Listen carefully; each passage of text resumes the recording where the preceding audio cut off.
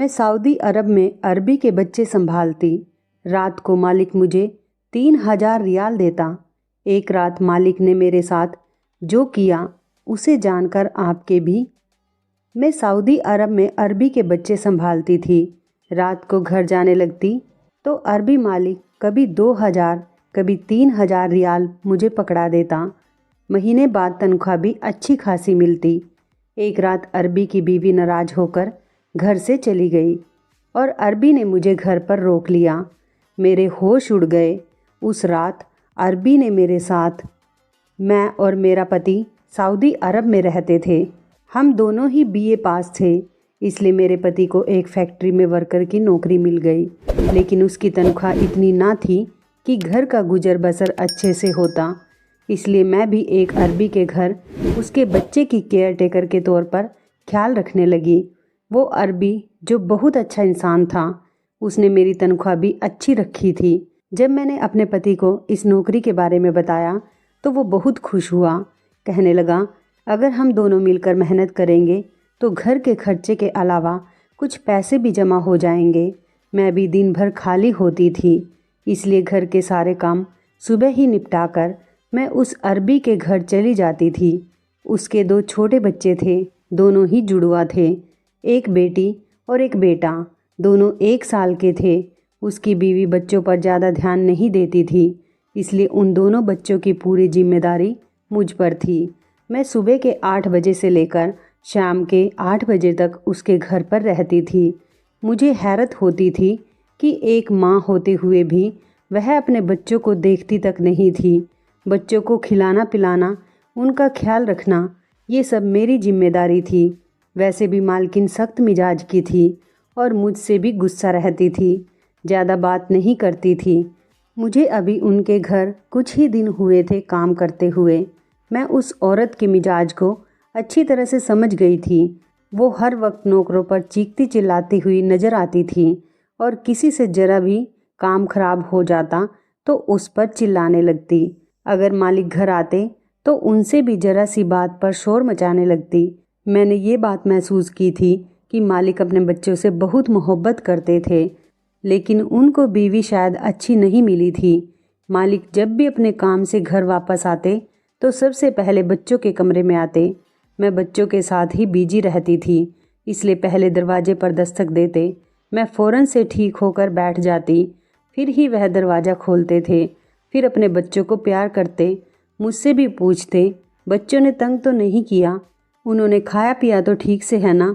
वो अरबी पूरे दिन की बच्चों का रूटीन मुझसे पूछता था।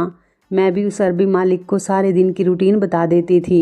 एक रात को जब मैं घर जाने लगी तो कहने लगा कि 1 मिनट रुको। फिर उसने अपनी जेब से पर्स निकाला और मुझे 1,000 रियाल पकड़ा दिए। यह देखकर मैं हैरान सी रह गई थी। हालांकि उसने मेरी तनख्वाह बहुत अच्छी रखी थी और 1,000 रियाल कम पैसे नहीं होते। मैंने एक नज़र मालिक की तरफ देखा था। मेरी आंखों में हैरानी थी। कहने लगे, ये रख लो, तुम्हारे काम आएंगे। मैंने कहा, नहीं मालिक, आपने जो तनख्वाह देनी तय की है वो भी काफ़ी है। मेरी बात सुनकर वो हल्का सा मुस्कुराया। कहने लगा, मैं अपनी खुशी से दे रहा हूँ, ये रख लो। मैंने वो पैसे पकड़कर अपने पर्स में रख दिए। मैं फिर जाने लगी। जैसे ही मैं दरवाजे तक पहुँची तो मुझे कहने लगा, बात सुनो। मैंने कहा, जी। वो कहने लगे कि इस बात का जिक्र अपनी मालकिन से मत करना, उसे मत बताना कि मैंने तुम्हें 1,000 रियाल दिए हैं। मैं कुछ देर तो इस बात को सुनकर सूद में पड़ गई थी। फिर मैंने सर हाँ में हिला दिया और कमरे से बाहर निकल गई। लेकिन ना जाने क्यों उस रात मुझे बड़ी बेचैनी हो रही थी। एक तो मालिक का मुझे 1,000 रियाल देना और दूसरा इस बात का कि मालकिन से छुपाने को कहना। ये दोनों बातें ही मेरे दिमाग में उलझन का काम कर रही थी। फिर मैंने कहा कि शायद मालकिन ज़रा गुस्से वाली है, इसलिए आज ही मालिक को मना करती हूँ उसे पैसे देने से। चलो, अगर उसने दे दिए तो कोई बात नहीं। मैंने वो पैसे संभाल कर रख दिए। लेकिन मेरी हैरत की इंतहा उस वक्त में ना रही जब दूसरे दिन मालिक ने मुझे 2,000 रियाल दिए थे। इस बार तो मेरा दिल शक में गिरफ्तार होने लगा था। आखिर मालिक मेरे साथ इतनी मेहरबानी क्यों कर रहे थे? मैंने वो 2,000 रियाल भी वापस पकड़ा दिए। मैंने कहा मुझे ये नहीं चाहिए, आप क्यों मुझे रोज़ रोज़ इतने पैसे दे रहे हैं। मैंने फटाफट से अपनी चादर को सही किया था क्योंकि वो मेरे चेहरे को बड़ी गौर से देख रहे थे। कहने लगे कि आप मेरे बच्चों का ख्याल रखती हैं, इसलिए मैंने कहा वो मेरी ड्यूटी है और उसके पैसे मैं आपसे लेती हूँ। फ़िलहाल मैंने उस दिन उस शख्स से कोई पैसा नहीं लिए और घर वापस आ गई। लेकिन अगले ही दिन जब मैं बच्चों को संभालने के लिए गई तो मैंने देखा कि वो मालिक अपने काम से बाहर नहीं गया था, बल्कि घर पर ही था और बच्चों के पास ही था। जब मैं आई तो मुझसे कहने लगा कि इतनी देर से आई हो, आपको पता है मेरे दोनों बच्चों को बुखार चढ़ा हुआ है। उसके लहजे में फ़िक्रमंदी थी और थोड़ा लहजा सख्त भी था। मैंने घबरा कर जब घड़ी की तरफ देखा तो 8:20 बज रहे थे और मैं इसी वक्त आती थी। मैंने कहा मैं तो अपने वक्त पर आई हूँ। फिर मुझसे कहने लगा कि इसी चीज़ के तो आपको पैसे दे रहे थे कि आप मेरे बच्चों का ख्याल ज़्यादा रखती हो। देखिए सुबह से उनको बुखार है, उनकी माँ तो उनकी परवाह नहीं करती, लेकिन मैंने आपको नौकरी पर रखा है ताकि मेरे बच्चों की अच्छी से अच्छी केयर हो सके।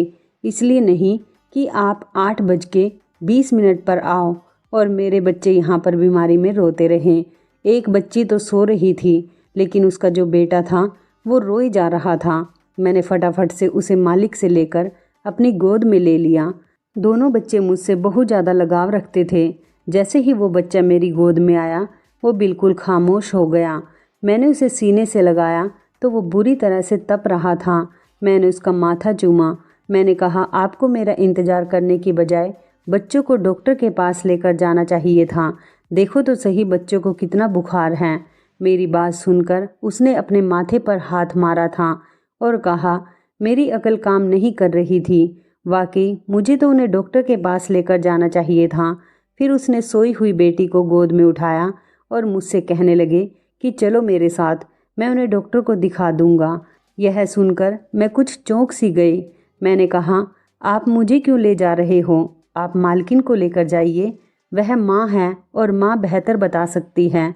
मेरी बात पर मालिक थोड़ा सा मुस्कुराए और कहने लगे माँ ऐसी होती है क्या?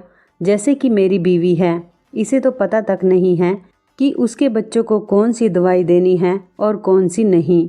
दवाई तो आपने उन्हें पिलानी है, ख्याल भी आपको ही उनका रखना है। तो बेहतर होगा कि आप मेरे साथ चलो। मैं मालिक के साथ जैसे ही कमरे से बाहर निकली तो मालकिन बाहर हाल में बैठे टीवी देख रही थी, साथ ही चाय भी पी रही थी। मुझे मालिक के साथ बाहर जाते देखा तो मुझे बुलाने लगी। कहने लगी कहाँ जा रहे हो? अब बच्चों को क्या हुआ है? मेरी बजाय मालिक ने अपनी बीवी को जवाब दिया, तुम्हें नहीं मालूम? तुम्हारे बच्चों को बुखार है, उन्हें डॉक्टर के पास लेकर जा रहा हूँ। तुम्हें साथ में चलना है तो चलो, नहीं तो रहने दो। ये सुनकर मालकिन को तुरंत गुस्सा आ गया था और कहने लगी ना बाबा ना, मुझसे नहीं संभाले जाते तुम्हारे बच्चे, तुम्हें शौक था ना। यह कहकर वो दोबारा से टीवी के चैनल चेंज करने लगी। मैं इतना हैरान थी कि माँ होते हुए वो इतनी सख्त कैसे हो सकती है। मैंने बहुत सी ऐसी लड़कियां देखी हैं जो शादी से पहले लापरवाह होती हैं और वो ही लड़कियां शादी के बाद और बच्चे होने के बाद बच्चों के मामले में जिम्मेदार हो जाती हैं। यह कैसी माँ थी जिसके दिल में बच्चों के लिए कोई तड़प ही ना थी। मालकिन बेहद खूबसूरत थी, लेकिन उसे बच्चों की जरा भी परवाह ना थी।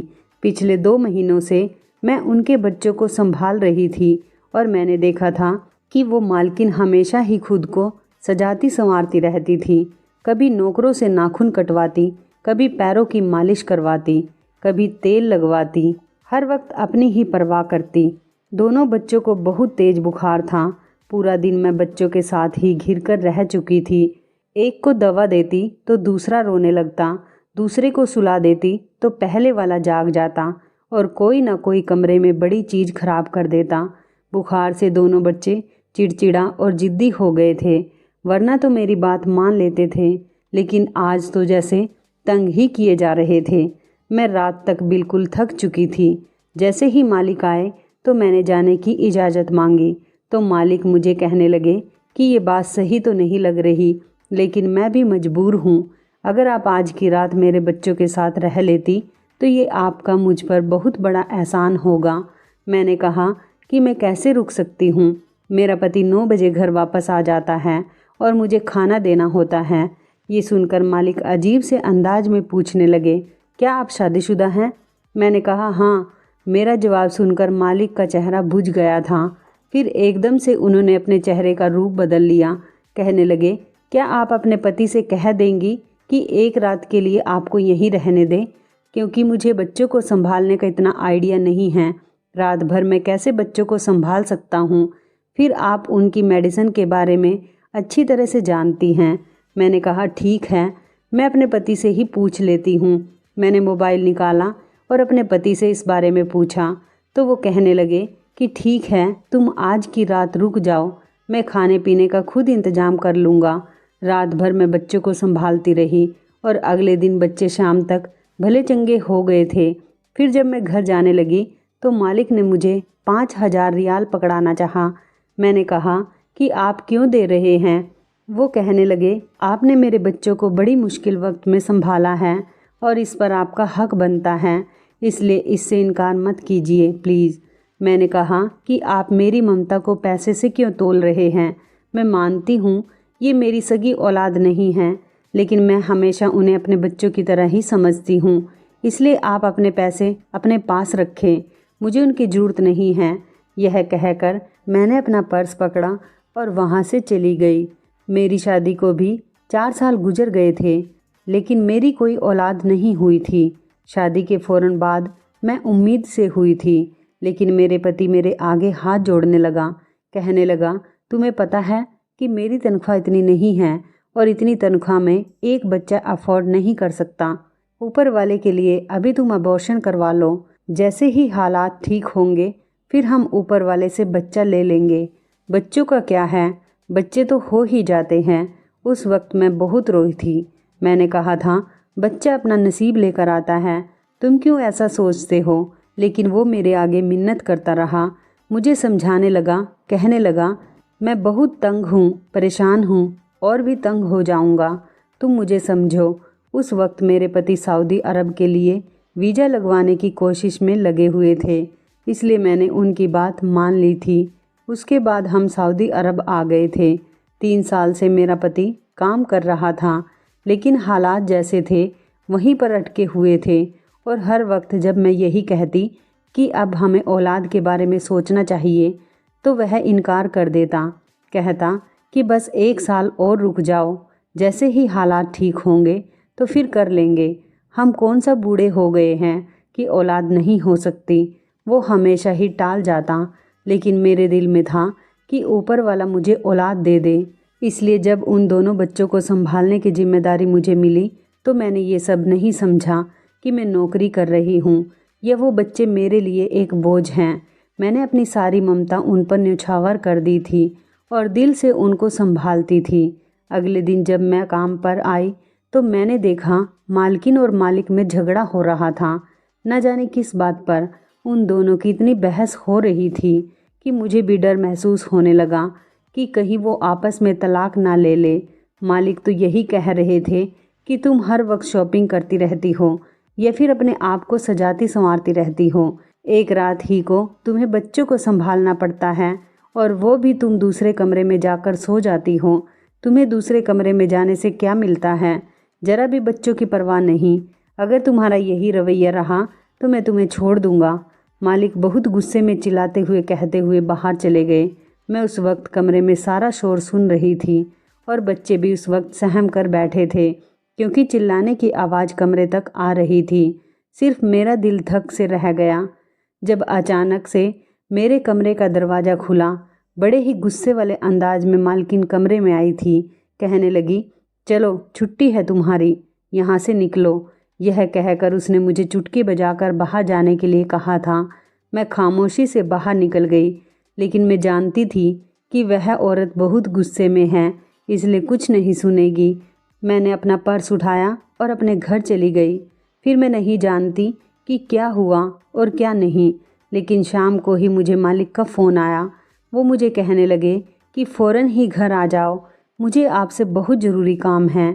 मैंने कहा, मालिक इस वक्त तो रात के 8 बज रहे हैं। वो कहने लगे, मुझे आपसे बेहद ज़रूरी काम है, आपका आना बहुत ज़रूरी है, आप फ़ौरन से मेरे पास आएँ। मैंने अपने पति को बताया तो वो कहने लगे, हो सकता है बच्चों को फिर से बुखार ना हो गया हो, चलो मैं तुम्हें छोड़ कर आता हूँ। मेरे पति के पास मोटरसाइकिल थी, वो मुझे मालिक के घर बाहर ही छोड़कर चले गए। जैसे ही मैंने डोरबेल बजाया तो दरवाज़ा चौकीदार के बजाय मालिक ने खोला था। मैंने हैरानी से देखा तो चौकीदार भी घर में ना था। मैंने मालिक से पूछा तो वो कहने लगे कि चौकीदार अपने घर गया है, थोड़ी देर में आ जाएगा, आप अंदर आओ, आपसे बहुत ज़रूरी बात करनी है। यह सुनकर मैं मालिक के साथ अंदर चली गई, पर मैं नहीं जानती थी कि अंदर जाते ही मुझ पर कयामत टूट पड़ेगी। जैसे ही मैं अंदर गई, हाल बिल्कुल खाली था। यह देखकर मैं थोड़ी परेशान हुई थी, इसलिए सोफ़े के किनारे पर जाकर बैठ गई। फिर मालिक सामने वाले सोफ़े पर बैठे अपना सर पकड़कर कुछ सोचने लगे। फिर कहने लगे कि मेरी बीवी दोपहर से अपने मायके जा चुकी है। जब मैं घर आया तो मेरे बच्चे मौजूद नहीं थे। जब मैंने अपनी बीवी से फ़ोन पर पूछा तो कहने लगी, मैं बच्चों को साथ लेकर नहीं गई। फिर कहने लगी, चौकीदार को भी उसने वापस घर भेज दिया था। जब मैं घर आया तो घर पर कोई भी नौकर मौजूद नहीं था, यहाँ तक कि कोई चौकीदार भी नहीं। मुझे नहीं मालूम कि बच्चों को खुद ले गई या फिर उसने मेरे बच्चों को अगवा किया है। यह कहकर वो फूट फूट कर रोने लगे। कहने लगे, पता नहीं वो मेरे बच्चों के साथ क्या करेगी। फिर कहने लगे कि अगर आप बच्चों को ढूंढने में मेरी मदद कर दें। मैं सोच रही थी कि मैं कैसे कर सकती हूँ, लेकिन यह सुनकर मुझे तो बहुत दुख हुआ था। एक माँ होकर वो क्या खेल खेल रही थी अपनी ही सगी औलाद के साथ। अभी मैं इस बारे में सोच ही रही थी कि जब पुलिस की गाड़ी के हॉर्न की आवाज़ सुनाई दी थी। कुछ ही देर में दरवाजे और दीवारों को लांघकर पुलिस अंदर आ चुकी थी। मुझे और मालिक को देखकर पुलिस ने मुझे गिरफ्तार कर लिया और मुझ पर उल्टे सीधे इल्ज़ाम लगाने लगे। कहने लगे कि आपकी बीवी ने सही कंप्लेंट की थी, आपका इस औरत के साथ चक्कर है, तभी आपने उसे अकेले में यहाँ बुलाया है। और ये भी कहने लगे कि दोनों बच्चों को भी इस नौकरानी ने ही अगवा किया है। यह सुनकर मैं परेशान होकर रह गई। वो मेरे अरबी मालिक पर भी इल्ज़ाम लगा रहे थे, हालांकि ऐसी कोई बात नहीं थी। मालिक ने कहा कि ऐसा कुछ नहीं है, लेकिन वो फिर भी मुझे पकड़कर पुलिस स्टेशन ले गए। मैं रोने लगी। मैंने अपने पति को फ़ोन किया, वो भी पुलिस स्टेशन में पहुंच गया, लेकिन पुलिस कुछ भी सुनने को तैयार ना थी। मेरा पति उस मालकिन के पास चला गया और उससे कहने लगा कि मेरी बीवी ने आपके बच्चों को अगवा नहीं किया और ना ही इसका किसी के साथ कोई चक्कर है। मुझे अपनी बीवी पर पूरा भरोसा है, इसलिए उसे छोड़ दो। वो कहने लगी, मैं एक ही शर्त पर केस वापस लूँगी कि तुम अपनी बीवी को लेकर यहाँ से कहीं दूर चले जाओ, क्योंकि मेरा पति मुझे ये साफ साफ कह चुका है कि वो मुझसे तलाक लेकर तुम्हारी बीवी से शादी कर लेगा, क्योंकि वो मेरे बच्चों का ज़्यादा अच्छा ख्याल रखती है। ये सुनकर तो मेरा पति भी दंग रह गया। मैं नहीं जानती थी कि मालिक ने ऐसा क्यों कहा, लेकिन मेरा दिल यह सुनकर बहुत गमगीन हुआ था। मैं तो उनका भला कर रही थी। मालकिन ने अपना केस वापस ले लिया और मैं अपने पति के साथ वापस अपने गांव आ गई थी। मुझे वो बच्चे बहुत याद आते हैं। जब माँ बाप यूँ लड़ते हैं तो उन बच्चों की क्या परवरिश हो सकती है। किसी ने सच कहा है, जो होता है अच्छे के लिए होता है। शायद इसमें ही मेरी कोई भलाई थी। तो इस कहानी के बारे में आपकी क्या राय है, कमेंट करके ज़रूर बताइएगा। दोस्तों, आपको हमारी ये मज़ेदार कहानी कैसी लगी, आप हमें कमेंट बॉक्स में ज़रूर बताएं। यदि आपके पास भी ऐसी कोई प्यारी सी कहानी है या फिर ऐसी कोई कहानी जिससे कुछ शिक्षा मिले, तो आप हमारे साथ उसको ज़रूर शेयर करें। दोस्तों, यदि आपको हमारी ये वीडियो अच्छी लगे तो आप हमारी इस वीडियो को लाइक शेयर ज़रूर करें और ऐसी ही दिल को छू लेने वाली प्रेरणादायक कहानियाँ सुनने के लिए हमारे चैनल को भी सब्सक्राइब करें। यदि आप हमें फेसबुक पर देख रहे हैं तो आप हमारे फेसबुक पेज को लाइक और फॉलो ज़रूर करें। तो दोस्तों, फिर मिलते हैं ऐसी ही ज़बरदस्त कहानी या टिप्स के साथ नई वीडियो में। तब तक के लिए धन्यवाद। आप सभी अपना ख्याल रखना। आपका दिन शुभ व मंगलमय हो।